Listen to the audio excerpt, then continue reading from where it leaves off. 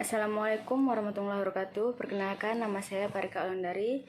Saya mahasiswa STKIP BBG semester 4. Di sini saya akan menjelaskan tentang keterkaitan antara keterampilan bahasa.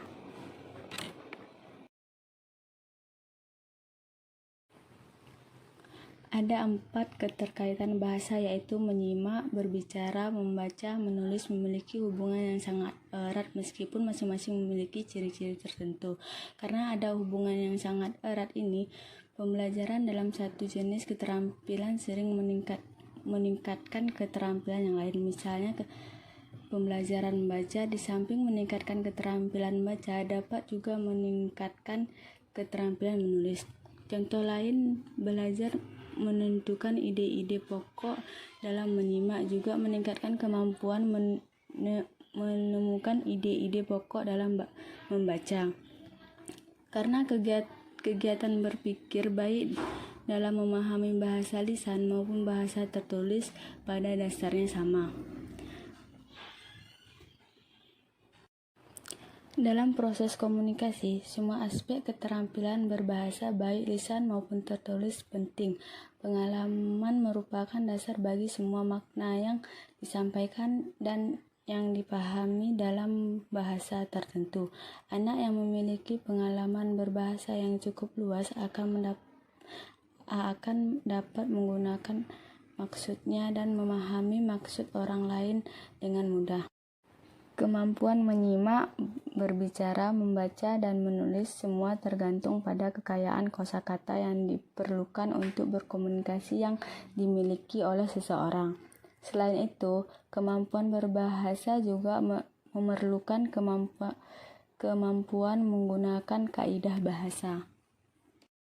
1. Hubungan antara menyimak dan berbicara. Menyimak dan berbicara merupakan keterkaitan yang saling melengkapi. Keduanya saling bergantung. Tidak ada yang perlu dikatakan jika tidak ada seorang pun yang mendengarkan.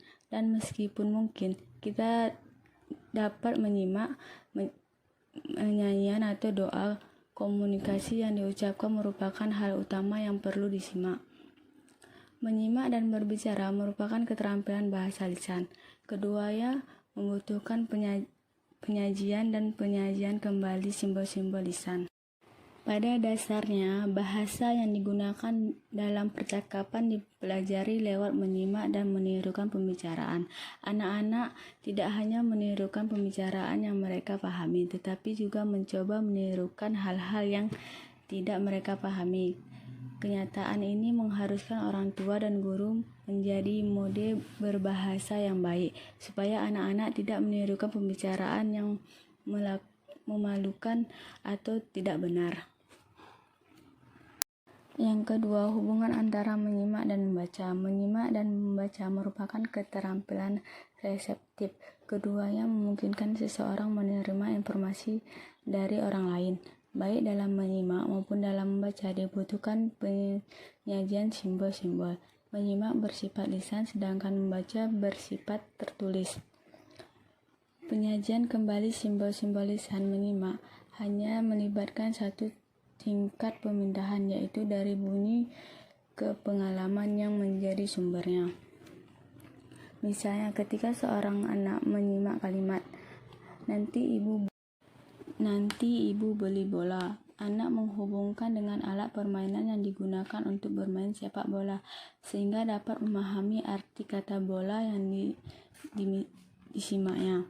Penyajian kalimat simbol-simbol tertulis membaca melibatkan dua tingkah pemindahan, yaitu dari simbol tertulis ke simbol lisan, selanjutnya ke pengalaman yang menjadi sumbernya. Ketika membaca bola, anak mengucapkan dalam hati kata tersebut. Selain itu, menghubungkannya dengan benda yang digunakan untuk bermain sepak bola. Oleh karena itu, keterampilan menyimak bagus untuk mengembangkan kesiapan membaca, karena menyimak memerlukan proses mental yang sama dengan membaca, kecuali pada tingkat penyajiannya. Yang ketiga, hubungan antara bicara dan menulis. Berbicara dan menulis merupakan keterampilan ekspresif dan produktif. Keduanya digunakan untuk menyampaikan informasi. Dalam berbicara dan menulis dibutuhkan kemampuan menyajikan simbol-simbol, simbol lisan dalam berbicara dan simbol tertulis dalam menulis. Baik dalam kegiatan berbicara maupun menulis, pengorganisasian pikiran sangat penting.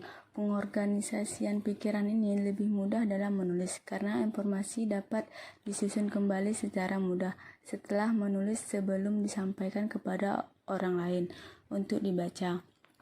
Sebaliknya, setelah suatu pesan yang tidak teratur dikatakan pada orang lain, meskipun telah dibetulkan oleh pembicara, kesan yang tidak baik seringkali masih tetap ada dalam diri pendengar. Itulah sebabnya banyak pembicara yang meremehkan apa yang akan dikatakan dalam bentuk tertulis dahulu sebelum disajikan secara lisan. Namun, kegiatan bicara dapat juga merupakan kegiatan untuk mencapai kepastian menulis. Bahasa lisan dipelajari lebih dahulu oleh anak-anak daripada umumnya. Mereka tidak mengutarakan secara tertulis hal-hal yang tidak mereka kuasai secara lisan. Yang keempat, hubungan antara membaca dan menulis. Membaca dan menulis merupakan keterampilan yang saling melengkapi. Tidak ada yang perlu ditulis kalau tidak ada yang membacanya, dan tidak ada yang dapat dibaca kalau belum ada yang menulis. Keduanya merupakan keterampilan bahasa yang tertulis dan menggunakan simbol-simbol yang dapat dilihat yang mewakili kata-kata yang diucapkan serta pengalaman di balik kata-kata tersebut. Dalam menulis, orang lebih suka menggunakan kata-kata yang dikenal dan yang dirasakan sudah pahami dengan baik dalam bahasa bacaan yang telah dibacanya. Namun, banyak materi yang telah dibaca dan dikuasai oleh seseorang yang tidak pernah muncul dalam tulisan karangan. Hal itu terjadi karena untuk menggunakan suatu kata dalam tulisan diperlukan pengetahuan yang lebih mendalam dalam hal penerapan kata tersebut daripada sekedar memahami ketika membaca.